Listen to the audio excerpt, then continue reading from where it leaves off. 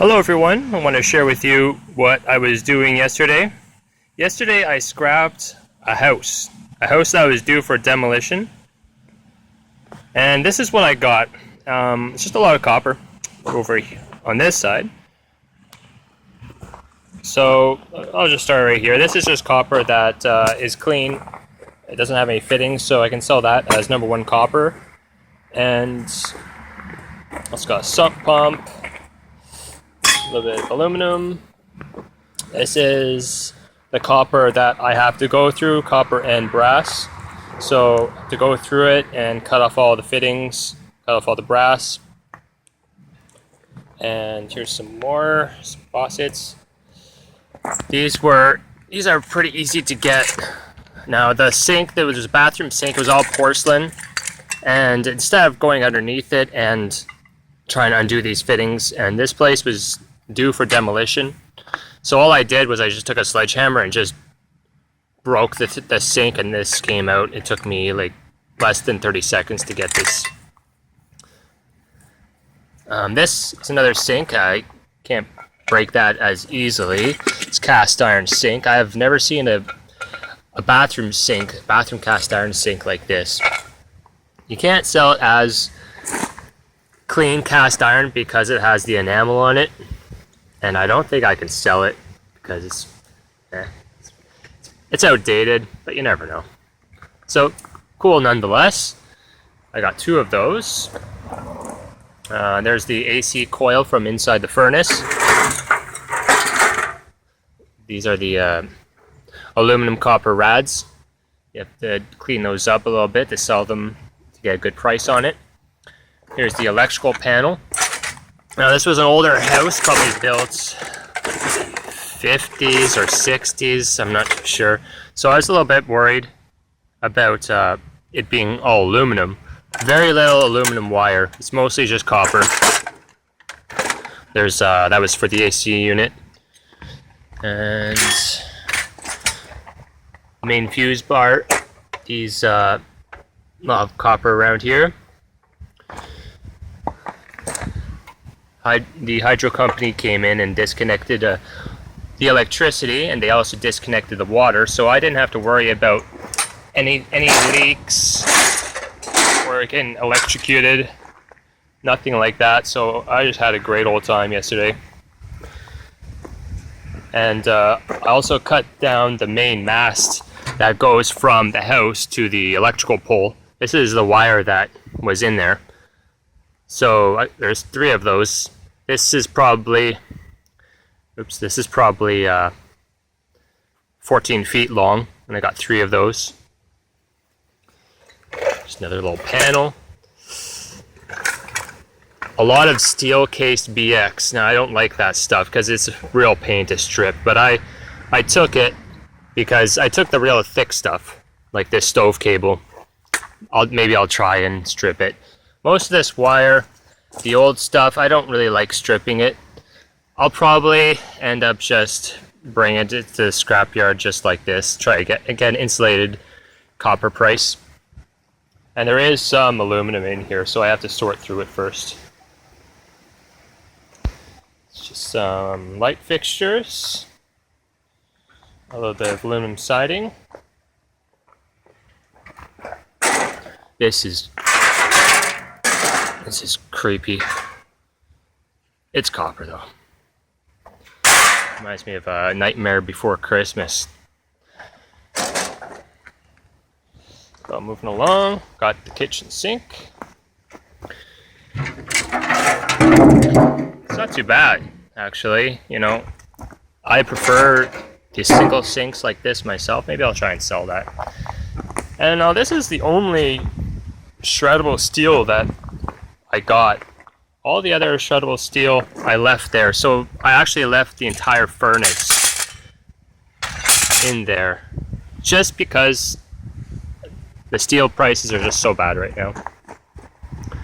Alright, moving along. I didn't think I would do this, but while I was there, I actually took apart the sewer pipes that were inside the house.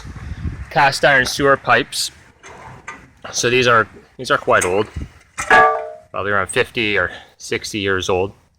Now the reason why I took them, is because back in the day, what they would do is I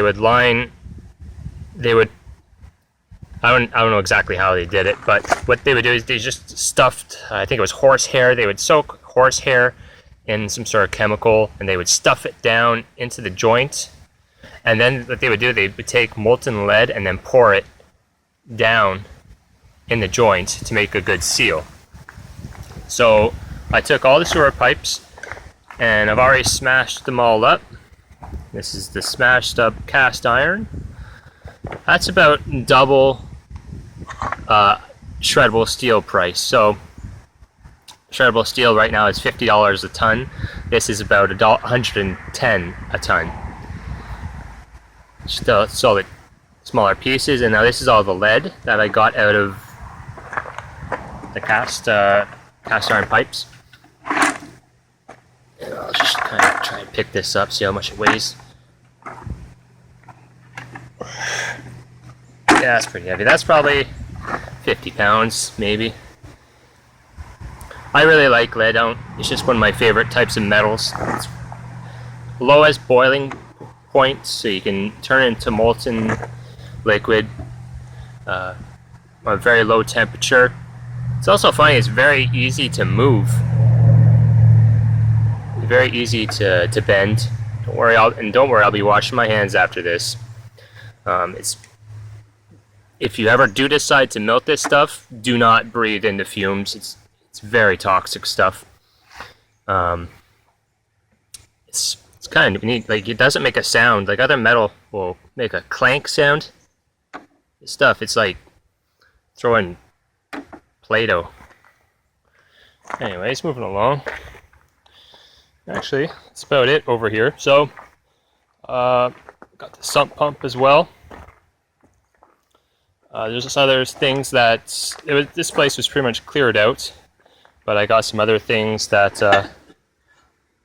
I might try and resell.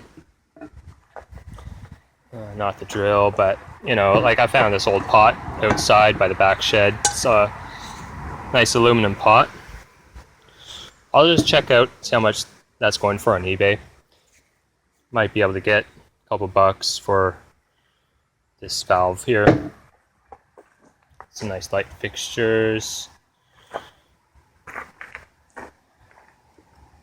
Nice little lamp. This stuff too. I got I thought I got 5 of those ones.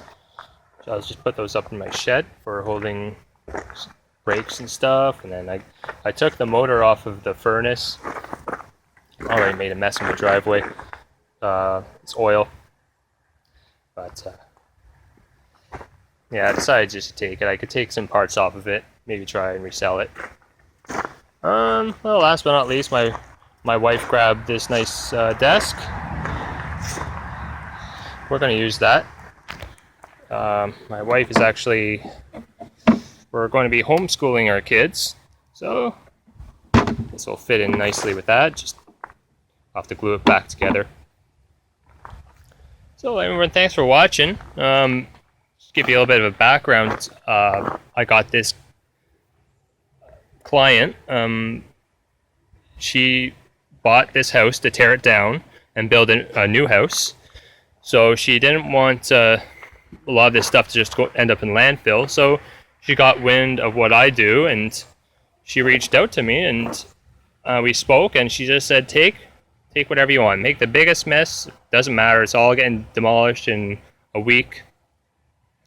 So it was a great find. Now we got there, my wife and I got there probably around 11 a.m.